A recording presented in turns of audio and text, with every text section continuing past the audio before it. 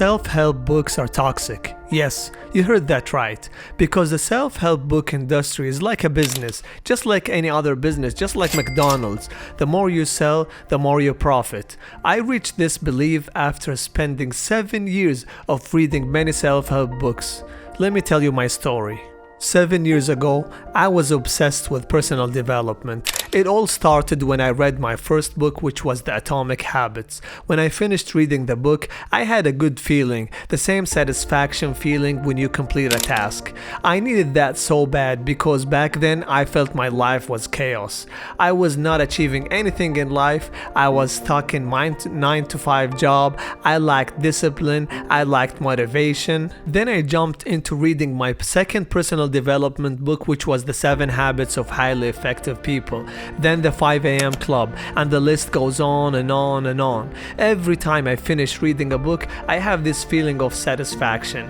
It's like an addiction, dopamine that kept me going and read the next book, to the point when people saw my library, they called me the king of personal development as a joke. I like this feeling. I started waking up early, hitting the gym before work, eat healthy, and read more books. I began feeling motivated and happier, and I wanted to have purpose in life until I realized that all these books were the same thing over and over and over. Atomic Habit focuses on developing small habits that you can do daily to achieve a goal, and the 5 a.m. Club focus on making our energy focused on one thing that is most important to you to achieve a goal. You realize both books talk about the same goal but different approach, which is getting things done. All self-help books have different and creative ways of saying exactly the same thing. But what if I tell you that this feeling of satisfaction when you complete reading a book can be bad for you? When you finish reading a book, you will have a fake satisfaction feeling. It is also called false sense of productivity, as if you have achieved something, when in reality, nothing in your life has changed. You just got an extra dose of dopamine, as if you ate a chocolate bar. This dopamine feeling can make you addicted to read more self-help books, like what happened to me. Not only nothing in your life has changed, but also these books can damage you. Yes, they can. Let me explain how. If you are already productive with your routine of waking up at 10 a.m. every day, but you read a book that says that you will be better off at 5 a.m. and use only notebook instead of your phone, you would probably hurt what already works for you. I would go as far as to say that self-help books are like drugs or alcohol. When you drink alcohol, you get a sense of relief from all the stress and anxiety bothering you. The moment you wake up the next day, you feel bad. Not just because of a hangover, but because you realize nothing changed and you are still at your bad situation. The exact same goes with self-help books.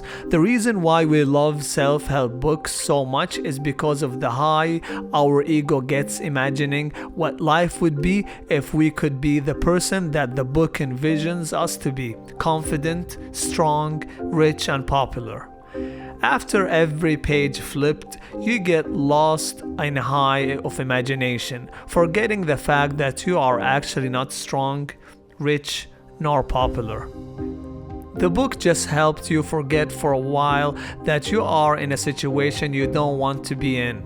After you have read a pile of self-help material, you may believe you are now more confident, smarter, and more informed, but in reality, nothing has changed in your life. Why? Because you chose to stay in your room and read self-help books, then go outside into the real world to actually do something progressive in your life.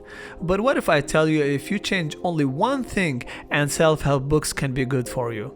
You only need to read 1 or 2 self-help books to be better.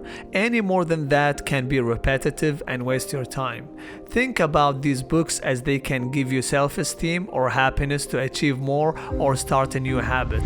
Always believe the change comes not from reading but from doing the work.